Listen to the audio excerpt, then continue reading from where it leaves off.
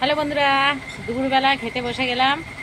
হ্যাঁ দেখো কি কি রান্না করেছি, তোমাদেরকে দেখিয়েছিলাম সকালবেলা কি কি কেটে রেখেছিলাম।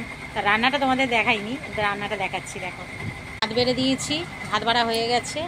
এই দেখো ভেজেছি কুদরি ফল ভাজা, ঢেঁড়স ভাজা।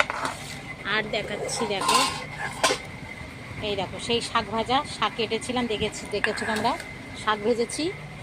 আর দেখো এই দেখো এই যে সোয়াবিনের তরকারি করলাম। আর করেছি এই দেখো আম ডাল করেছি, আম আম ডাল করেছি। এই আজকের আমাদের খাওয়া। চলো ভাতের থালা টানো, ভাতের থালা টানো, নিয়ে নাও। তা শাক ভাজা দিয়ে দিই, নাও,